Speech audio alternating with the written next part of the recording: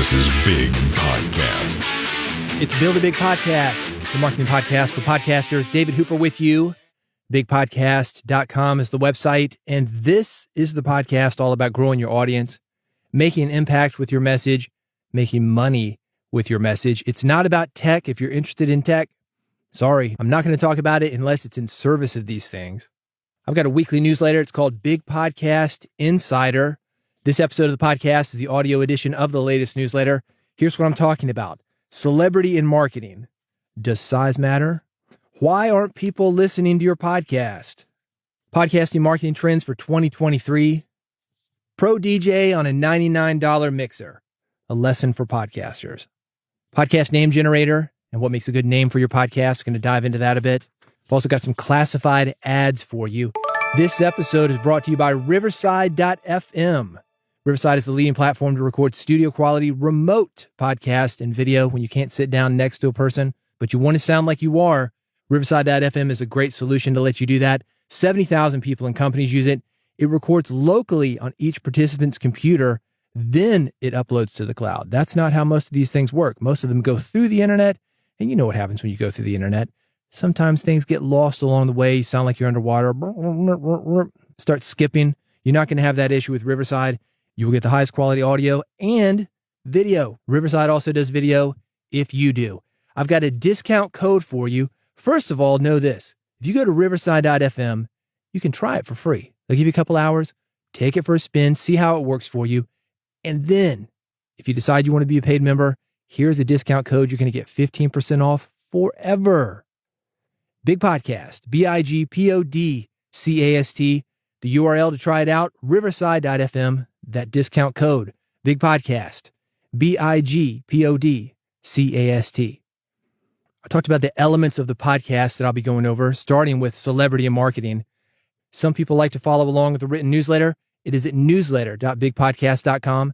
Everything that I talk about here, the videos, the images, the stories, the sites, all the links at newsletter.bigpodcast.com. And when I go from story to story to story, you will hear this sound in between.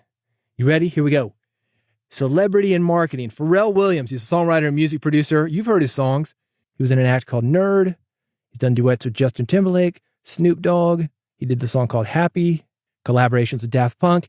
You have heard him. He is very successful in music, but he is now the creative director of menswear at Louis Vuitton. You know that company, right? The French luxury fashion house. It was a company founded in 1854. And the guy's hip. He looks cool, man. He knows what he's doing when he's dressing himself. But does he know what it takes to run a French luxury fashion house that has been around since 1854? Most of their business is in handbags, and that may be why they are bringing him in. They want to go to a new market. And you can understand this. If you stand still while the world is changing around you, most of the time, maybe all of the time, you are going to lose traction. So in some ways, it doesn't make sense on paper for a guy who's a musician, has had most of his success doing musical things, to get a job like this, director of menswear, until you consider this. And this is where celebrity and marketing comes in. The attention that he brings to a brand more than makes up for anything that he is lacking as far as design skills. He's driving that brand forward. He's getting them moving. He's introducing them to an entirely new market, bringing big picture ideas, bringing personality, not doing the hardcore work. There are other people that do the hardcore work, the people who have the fashion design experience. His wife is one of those people. Getting attention, it is difficult these days. We are very busy people. We've got a lot being thrown at us.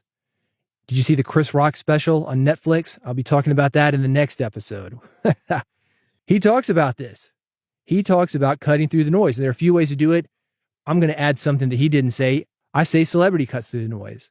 That's why so many podcasters will fly way across the country to do a 5-minute morning television appearance that nobody will see, hoping to build that celebrity for themselves. And so many podcasting companies sign deals with the celebrity's unknown sister-in-law, hoping to get a little bit of that attention. Just get the crumbs, man. I've seen this a lot with celebrity offspring. And you may have seen this a bit. Let's say you've got a politician, an actor, a book author, a musician, athlete. they've got a kid and that kid has a band or that kid does a book or whatever. Sometimes it gets you through the door. Sometimes it's interesting. It's sort of a predicament for me if I've got a celebrity offspring being pitched to me, in that I'm not a jerk, right? I don't want to ask, oh, so what's it like growing up in the house with blank? Make it all about the father or the mother and not about the person's career. It's something you have to balance, right? But it is something that's important. How can you make yourself a celebrity? That's basically what we're doing with the podcast. We are trying to make ourselves the person that people listen to. Maybe not a celebrity as far as I'm on Dancing with the Stars, or I'm on the equivalent of Oprah, or I'm on the big screen with a major motion picture, but a celebrity within your niche. Consider that. What is it that you are bringing to the table for the people that listen to you? And maybe, like Pharrell, there are other people, companies, whatever, that would like to reach your people, and they can do that because you are a celebrity. Let's talk about how to make this happen. Does size matter? All the spam emails that I get say that it does. And they're right. But when it comes to your celebrity, maybe it's the opposite of what you're thinking.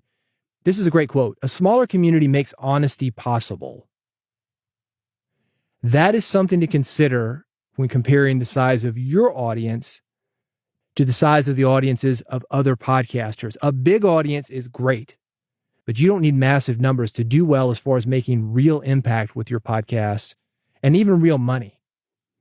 In the next issue of Big Podcast Insider, I'll talk a little bit more about this, the small podcast issue that's coming out next. But I've got an article. It's linked at newsletter.bigpodcast.com. It is about a guy who kicked out 90% of members of a group that he organized. He had 4,000 members. He knocked it down to fewer than 500. Like I said, I'm going to be talking more about this in the next issue, the small podcast issue. But I want to give you a couple of ideas right now, things that you can do today to start taking advantage of that smaller audience. One of the things that we are seeing right now online, social media specifically, Twitter more specifically than that, is that a lot of people are going away from Twitter. And if you're like me, I don't know, I got about 10,000 followers on there, 9,500 followers on there. That sounds really good until you realize that it's just a number. A lot of people have left. And I've been on there for 15 years. So a lot of people were way gone before any of this stuff with Twitter happened. They have been leaving and leaving and leaving and leaving and leaving over the months and over the years that I've been on there. And I'm not really working Twitter that hard to get more of the people who are on there now to join. At the same time, when you go over to something like Mastodon, these other social media networks that are popping up, it's pretty humbling to go over there and have 50 followers, 100 followers, not even a couple hundred followers, definitely not thousands. You may be thinking about this with your social media or with your newsletter, with your mailing list, or maybe even a podcast. You think, man, I don't really like this podcast and I want to start a new podcast, but this podcast already has a bunch of listeners and I don't want to start over. I get it. But consider this. Since being more active on Mastodon, and I'm still on Twitter for the record, you can get me. David Hooper is my username if you want to reach out to me. Since moving to Mastodon, because there's such less noise there, and this gets back to attention, what I talked about earlier, it has been so much easier for me to have real meaningful conversations with established podcasters, with established authors, with people who are there on Mastodon, and into having conversations with me, maybe because of the novelty of something like Mastodon, because it's new. They're in the building cycle too. But regardless, there are people that are over there and maybe on your new list and maybe on your new podcast and all these things that you haven't built yet, just waiting for you to come to a smaller community and be accessible and be more excited about it than you are now, than waiting on an old school social media network like Twitter, where you've built a huge following over the years, or waiting on that old mailing list that you've got. This is just something I'm throwing out there. Again, I'm going to go into this a little bit deeper in the next issue, but I want you to think about this right now. Maybe start a new social media account. If you go to newsletter.bigpodcast.com, you'll see invites for Mastodon. You can get on the podcasting server. It's just for podcasters. There are people like you that are waiting to talk to you. If you've got a big mailing list, let's say you got 10,000 people, nice round number, but you haven't cleaned the list, you haven't really interacted with the list, maybe it's gone cold, you need to warm it up. It's scary to email something like that. I've talked to people, this sounds so silly. Well, I don't like to mail my list because every time I do, people unsubscribe. Yeah, dude, what's the point in having a list if you're not mailing it? Of course they unsubscribe because not everybody is into what you were doing now. They were into what you were doing. And if you're not doing anything, they don't know you exist. So of course that's going to happen. But think about the people who are into it. Anyway, why not clean up your list? Start mailing to it again, to the people who really want you. Start that social media account, a brand new one, talking about specifically what you want to talk about, and start having these engaging conversations. That is how audiences are built. That is how celebrity is built. It's jumping in, having the conversations, doing your thing, letting people know about it. It doesn't just happen by sitting around. Pharrell, he puts out music. He's been doing it for over 20 years. He's taking chances. And you can do the same thing. And you don't have to have that many people to make a big impact. And if you've got a big audience, but they're not really interactive with you, do you really have one? Consider this. Does size matter? Yeah, it does matter. And sometimes smaller is better. This is one of the things that I do with my live events. When I do a live event, I usually cap it around 100 people, maybe 125. I don't want a big event where thousands and thousands of people are coming. I used to have one. Had the second largest music conference in the country. 400 acts showcasing each year. 40,000 people attending. That's a lot of people. And you might look at it and say, well, you're doing these small events now, 100 people. Yeah, man, but it's 100 really good people. And if you come to one of these events, you're going to meet 100 really good people. You're going to be one of them because I'm very specific about the type of people that I want to deal with and the type of people that I attract. It's not something for everybody. It's something for you. And it's something for people like you. Just consider this. Does size matter? Yes. Sometimes smaller is bigger. Why aren't people listening to your podcast? I'll tell you why people think they're not getting listeners. 3 reasons here. 1, people say, because I'm not qualified enough and I need to get more training. If only I had more training, more qualifications, then I'd have more listeners. Or they say, because I'm not willing to brag about how good I am. I'm too humble. People don't know how good I am. Yeah, maybe there's something to be said about that. But again, to take it back to attention, you can brag all you want. That's not necessarily the best way to get attention. The way you get attention is having these small, intimate conversations, really making an impact. And you can do this with your podcast where you are right now. That's the way you get attention. Is it a lot of listeners? I don't know. Is it a lot of money? Potentially. Small is the new big. That's the theme of this podcast. Also the next newsletter issue. You don't need to brag about how good you are. You just need to do it. So that's wrong. 3rd thing, because I don't understand social media. Well, if you're doing what I talked about earlier and you're afraid to email your list, you're afraid to post something because people are going to unsubscribe or be mad at you, yeah, maybe you don't understand. But that's not the reason that you're not getting listeners. Most of the time, these things that I mentioned, by the way, it's head game stuff. A little bit of truth to it. I just talked about that. But when you get in your head and you let it take hold, you fail to realize how easy to fix these issues are, and they become way more worse than they actually are. Analysis paralysis, some people talk about. That's when you go home and sit around, I'm afraid to do anything, need more information, need more training. You can always get more training. And I think good training and more of it, excellent. But you don't have to have all the training in the world before you get out into it. The best training that you're going to get is actually doing the thing. One of the things that I tell new podcasters, people come to me all the time and they ask us, what's the best way to get into podcasting? Well, make a podcast. That's the best way. Because very quickly you're going to find out what you know and what you don't know, what you thought you knew, but you don't actually know. Let's take it back to that Chris Rock special. Anybody who's on stage, doesn't have to be Chris Rock. That dude makes it look easy. I know a little bit about the behind the scenes of how he puts those shows together. Let's just say this. That was not the first time that he ran through that performance when he did it live on Netflix. However, you watch him, he makes it look easy. You think, oh, I can do that. You go to a Toastmasters meeting, you watch people speak. Oh man, they're not very good speakers. I could do better than that. You see that guy on stage, you're in the back row. Oh, I could do better than that. No, you couldn't do better than that. No, because if you were doing better than that, you would be on stage doing it. That's how that works. And everybody wants to Monday morning quarterback this stuff. I could have done that. No, you couldn't. You don't have the pressure that these guys have. What do you think that's like to have 10,000 people in a crowd watching you? What is it like to have 1 million people watching you on television? To take it to the quarterback example, say you're in the Super Bowl, what is it like to have hundreds of millions of people watching you? That's a lot that you have to tune out and focus on, man. And even if you don't have an audience, you got to jump in, figure out what it is that you were doing in your head compared to what you were doing for real.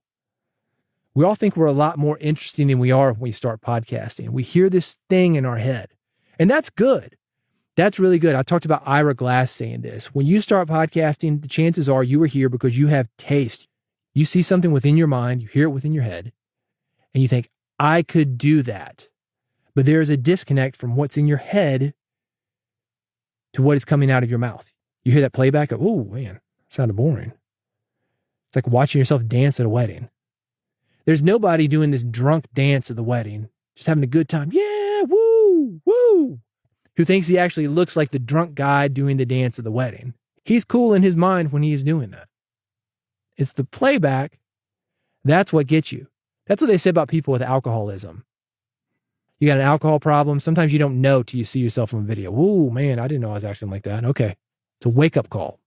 Let's take it back to this. Why are people not listening to your podcast? Here are the real reasons why people are not listening to your podcast. If you are showing up, if you are doing the work, getting better every time, you don't need to worry about those 3 things that I mentioned earlier. Here's what you need to know. Don't even worry about these. 1, listening to your podcast is on the to-do list and people want to listen, but they haven't gotten to it yet. People are busy, man.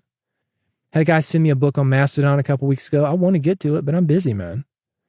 And his deadline is not the same as my deadline. I've mentioned it here, mentioned it on social media. I haven't given it the full review though, because I have not had a chance to sit down and read the whole thing. It's on the to-do list. People want to listen and they haven't gotten to it yet. 2, your potential audience doesn't know how to listen to podcasts. You are in the game, in the arena. If I said, hey, how can I listen to a podcast? You could probably give me 5, 10 apps, different ways that I could do that. People do not know though. It's not like a radio where there are a couple knobs and a power button. Tune it in on one knob, turn it up on one knob. Maybe there's a power button. Podcasting isn't that easy. That's why it hasn't grown like radio has. Make it easy. Don't just assume that people know how to do it. Do a screen capture video. If you're on an iPhone, do this. Go to this thing, click this thing, hit this button. That's how you subscribe to the podcast. Make it easy. Just put up a website maybe. mypodcast.com. Click on the play button. Done. That'll get you in the game. It doesn't matter how they listen. We just want them to listen. If they like it, they will figure out how to listen remotely. Put it on their phone. Take it in the car. But for now, just make it easy because some people do not know how to listen. Number 3, you're afraid of taking a position on anything and you're boring people to death. Milquetoast, hooray for everybody. Everything is great. Everything's not great. Some stuff sucks. Some stuff is great. It's up to you to determine the 2. Have an opinion. And I got it, gray areas or whatever. Well, it depends. Nobody wants to hear it depends. They want to hear how it is. And most of the time they want a podcast that echoes how they think it is. Some listeners certainly want to think. Most do not. We've all heard that cliche. Well, what you want to do is have people like, know, and trust you. That's when they'll listen to you. Yeah, that's part of it. 75% of it. That other 25%, maybe more, they want somebody that they agree with. The solution to these things, the first one is to be patient. Keep showing up.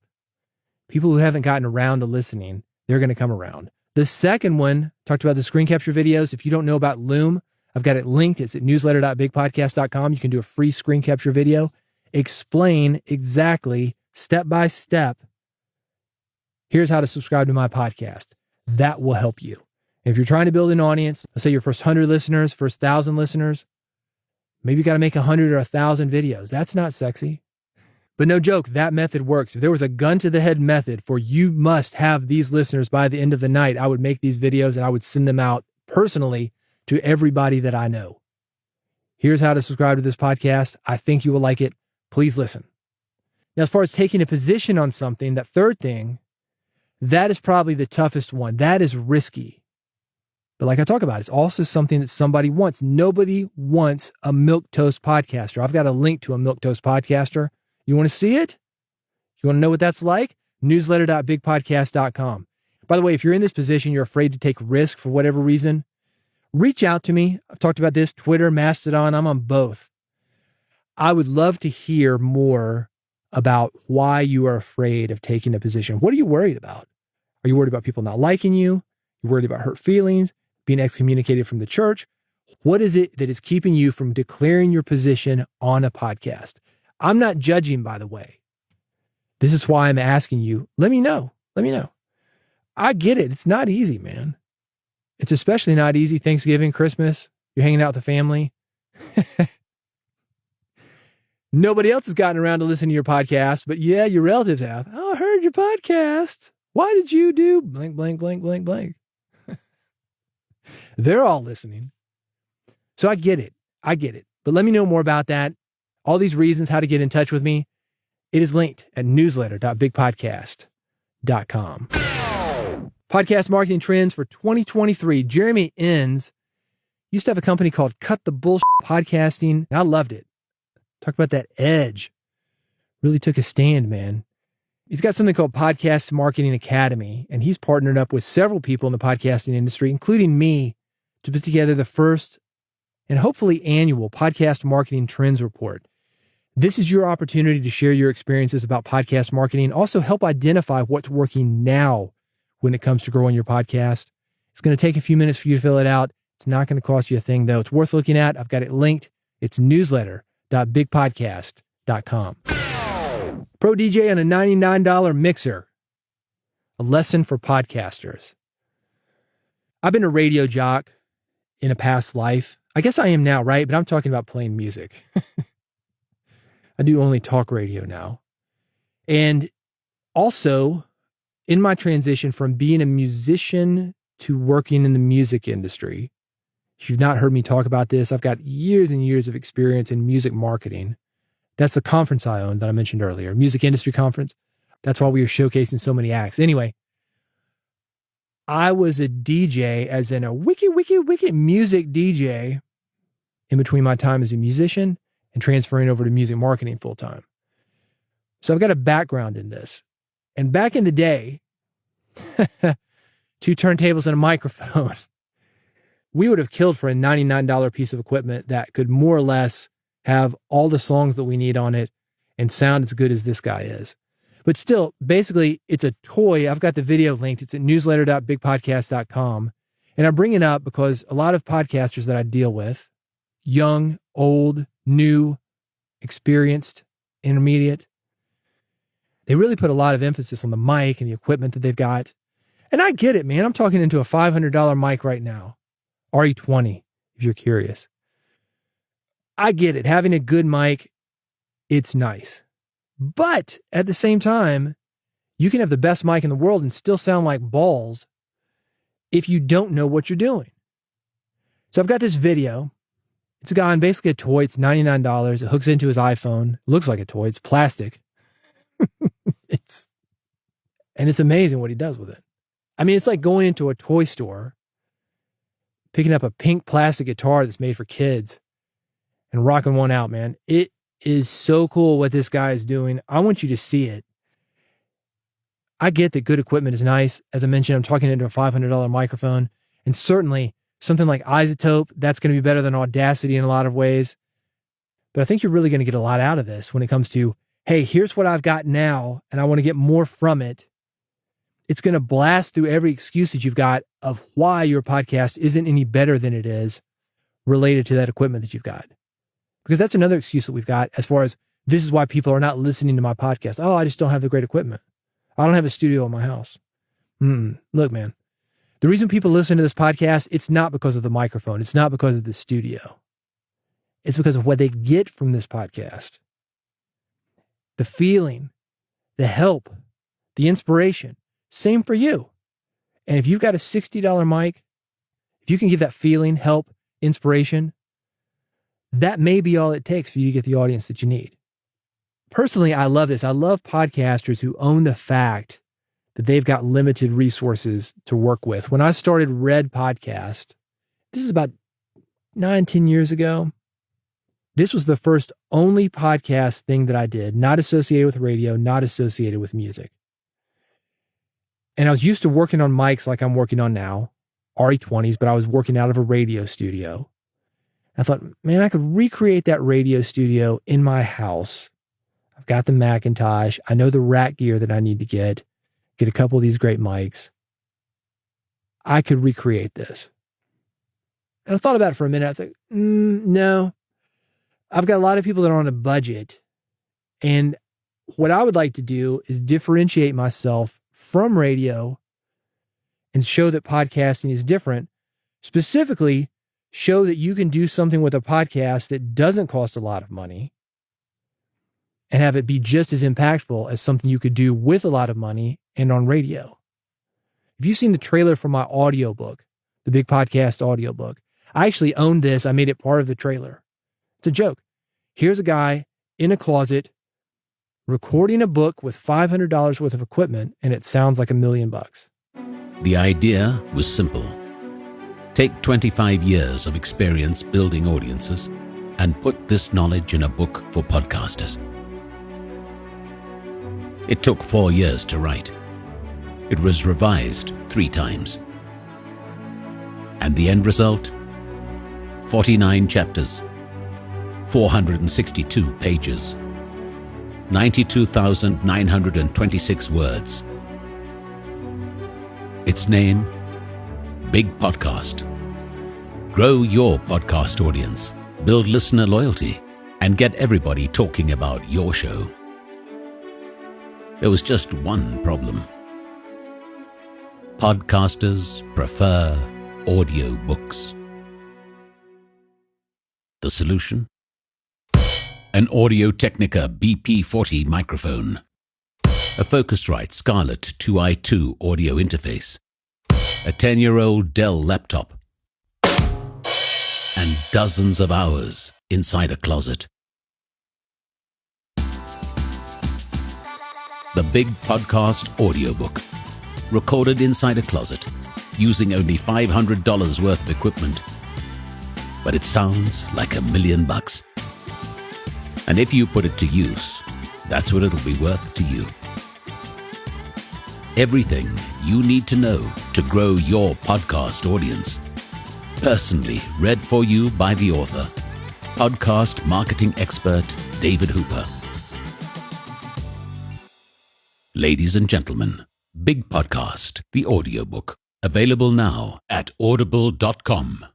Go check it out, newsletter.bigpodcast.com. I think if you can own that, that turns that liability into an asset. People are like, oh man, that's so cool. Because it's easy for somebody to make excuses for you, just like I was talking about earlier. Oh, that guy is up on stage because he's the son of somebody famous.